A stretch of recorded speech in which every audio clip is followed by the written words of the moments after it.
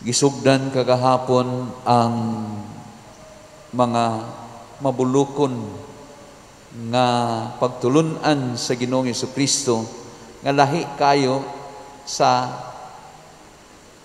tawhanon o kalibutanon nga mga pamaagi. Sama niya itong ingon niya kagahapon sa ikan sa Ebanghelyo ni San Marcos nga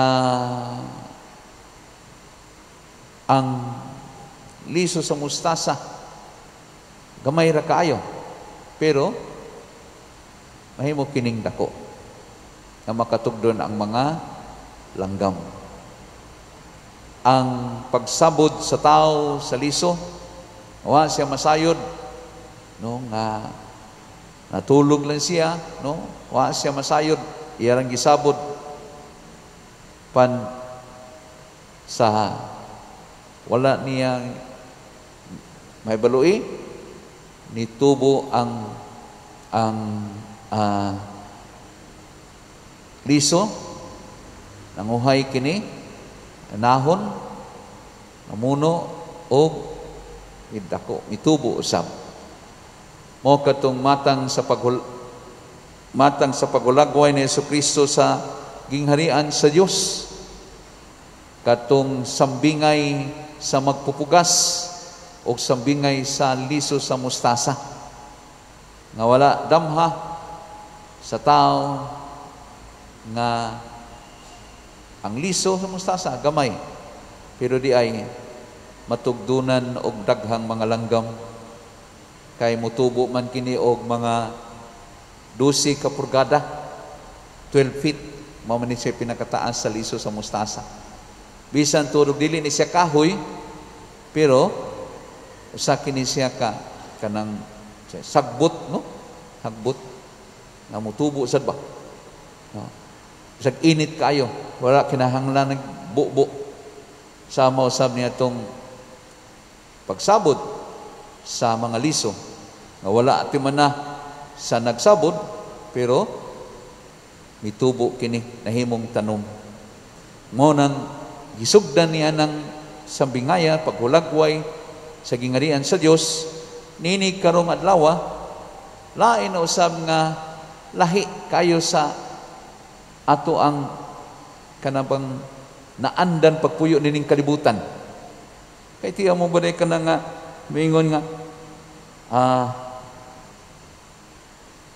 ayaw pagpanimalos sa nagbuhat kaninyog dautan kung sagpaon ang tuo mong aping ipasagpa usab ang wala kung may mukiha kanimo aron mailog niya ang imong kamisin ihatag usab ang imong kamis sa dentro kung may mupugos kanimo sa pagdala sa iyang kasangkapan nga gilayon nga 1 ka kilometro pas-an na kini og 2 ka kilometro kung may muhangyo kanimo 1 ka butang ihatag kini ug ayaw balibari ang buot muhulam kanimo B makahimo kataniana kanang pagpasagpa kanang nay mukiha kanang nay muhulam no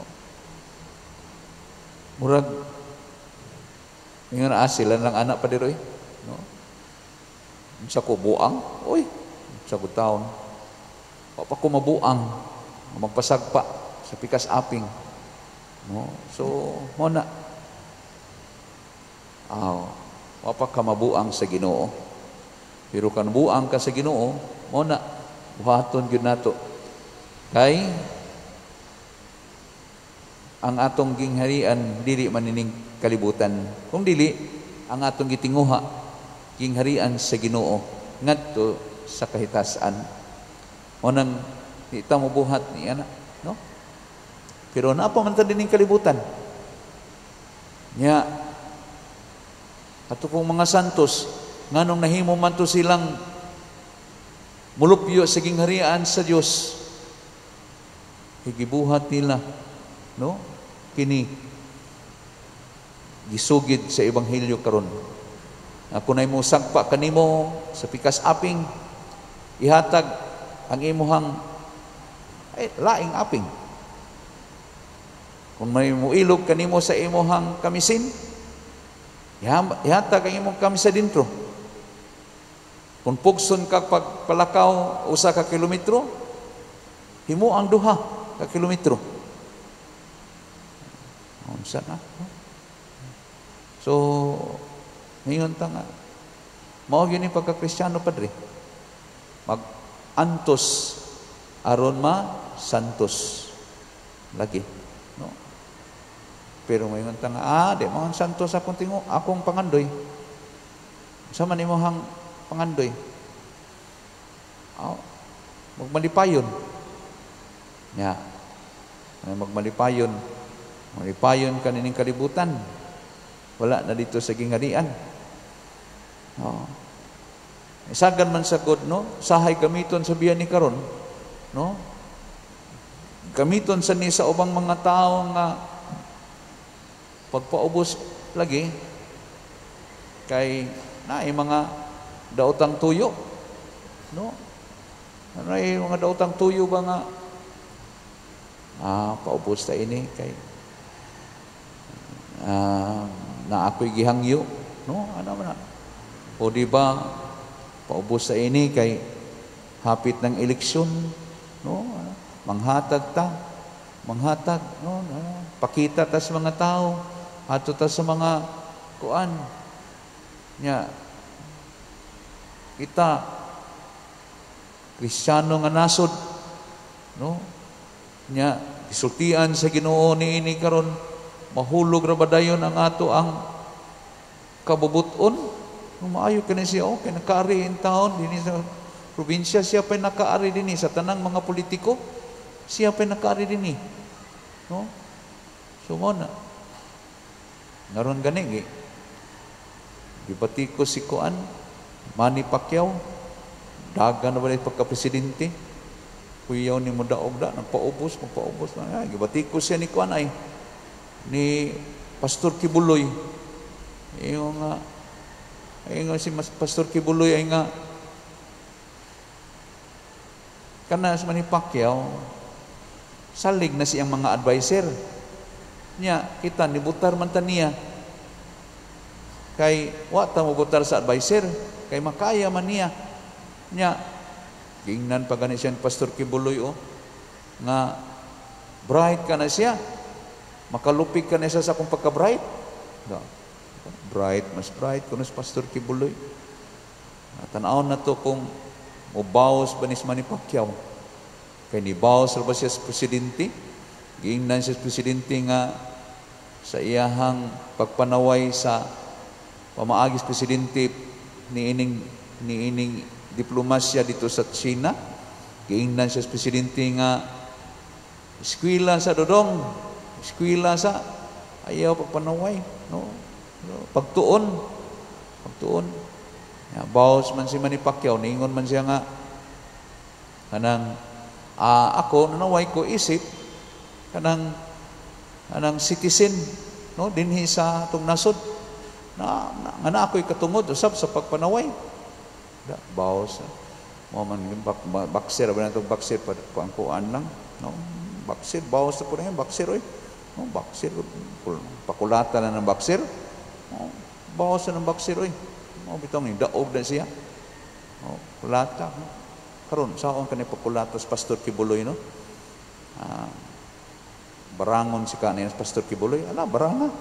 Para mga para ganon mo, no? Pero mao lagi nga sahay gamiton ning pamaagiha ba nga maka paingganyo labi na sa mga tinguha nga kuan yutan-on o kalibutanon, no, nga paubos-ubos yan pa luoy-luoy, pabuutan-buutan, no, ay naadi ay dakong tinguha, no, naadi buot kabuton, no, gamiton na, no, nan ang ilahang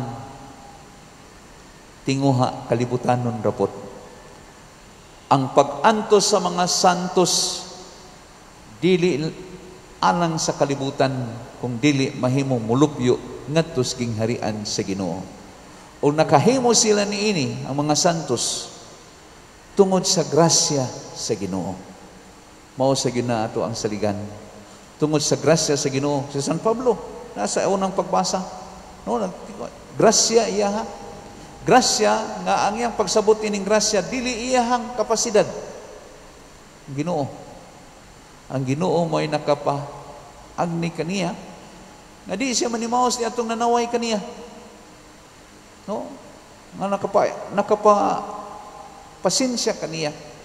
Ang grasya sa Ginoo nga nakapahimo kaniya nga usa ka magsasangyaw bisan siya gilutos.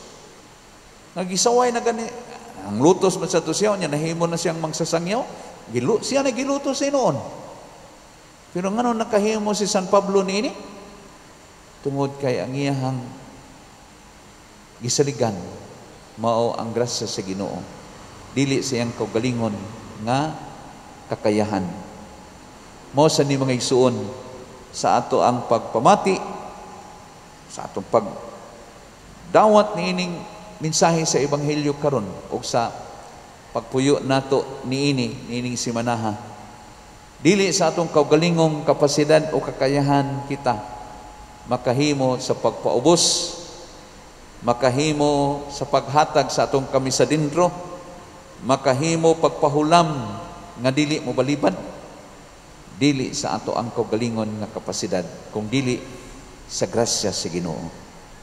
Manang ino nato sila nga magrasyahan, makapahulam ko. Kung magrasyahan, makapasagpa ko.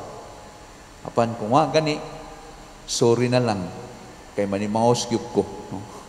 Pero sa grasya sa Ginoo, no? Uban sa lamdag sa Ginoo, makahimo ta sa mga butang langit nun.